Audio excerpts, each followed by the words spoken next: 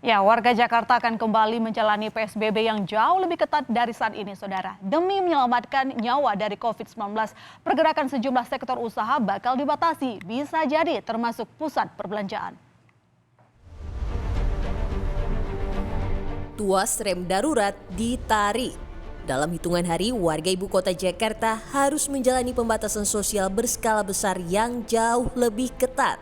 Dalam pelaksanaannya, pelaku usaha DKI Jakarta berharap pemerintah meninjau kembali sektor-sektor usaha yang dikecualikan dalam PSBB. Dunia usaha berharap dalam pengetatan PSBB ini tidak dipukul rata.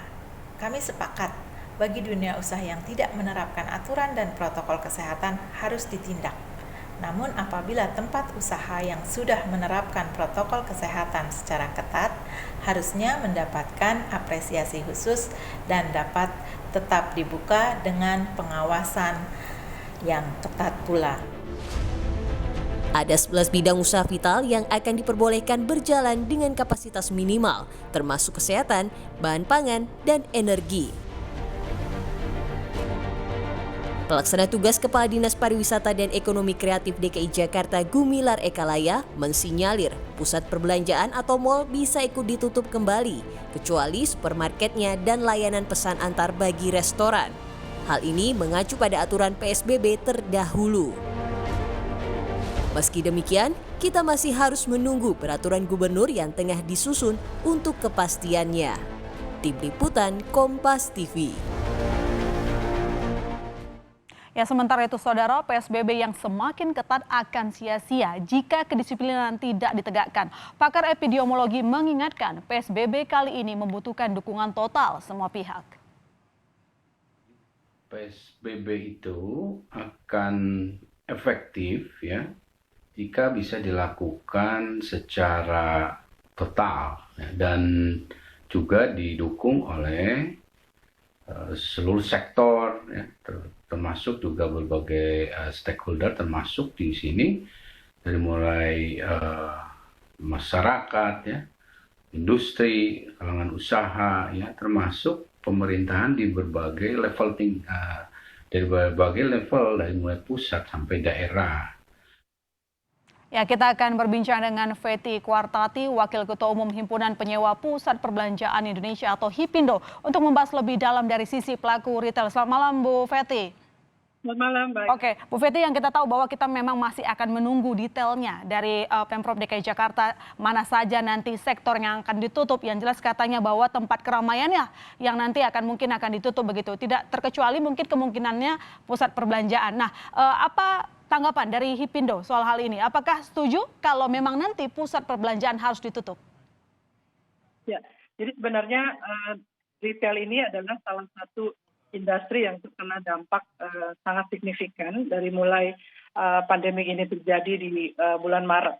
Nah, para peritel sudah mulai kembali beroperasi sejak relaksasi PSBB di bulan Juni, dan ini kita lihat sudah mulai ada pergerakan ekonomi, kemudian juga transaksi penjualan sudah mulai tercipta, walaupun ini belum mencapai target ya, masih kurang dari 50% dari pencapaian target. Jadi kalau sampai ada PSBB lagi yang total kembali seperti awal, hal ini tentu sangat memberikan dampak kepada peritel maupun juga pusat belanja, karena para peritel dan pusat belanja ini sudah menyiapkan segala sesuatunya yang terkait dengan protokol COVID sedemikian rupa. Artinya semua SOP sudah dibuat, sudah dijalankan dengan sangat disiplin dan membuat customer juga nyaman berbelanja.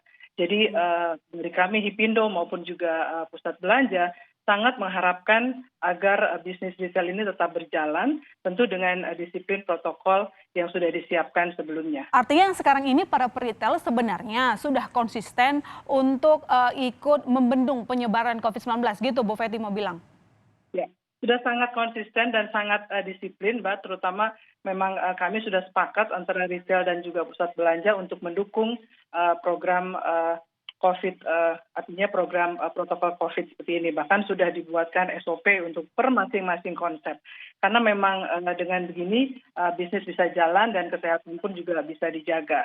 Jadi kalau ini bisa diteruskan, artinya ini semakin membantu para peritel dan juga pelaku bisnis pusat belanja karena memang ini masih diperlukan untuk menggerakkan ekonomi. Artinya di sini kan kalau Hipindo menolak lah kalau memang benar-benar rencana PSBB diperketat, pusat perbelanjaan dan peritel akhirnya harus tutup. Namun begini Bu Fetty, kalau misalnya bahwa pusat perbelanjaan dan peritel ini masuk kategori yang akan ditutup oleh Pemprov DKI, hitungan kerugiannya mungkin bisa didetailkan Bu Fetty?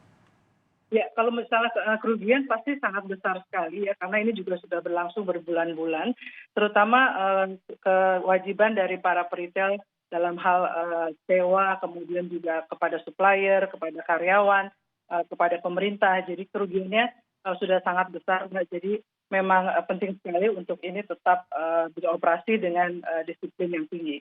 Oke, dampaknya khusus untuk penyewa tenan, Bu, bagaimana? Mungkin bisa bisa diterangkan lebih jauh. Kalau memang ini kalau dari statement Bu Fetty kan mengatakan tidak setuju kalau memang harus ditutup karena sekarang pun sudah mulai bergeliat, tiba-tiba kok ditutup nih operasional kami begitu. Mungkin Anda bisa jelaskan sesignifikan apa kerugiannya untuk peritel, penyewa tenan terutama, dan jaminannya apa gitu? Kalau dari para peritel sudah sangat merah, Pak, outputnya bisa dibilang PNL-nya sudah sangat terganggu.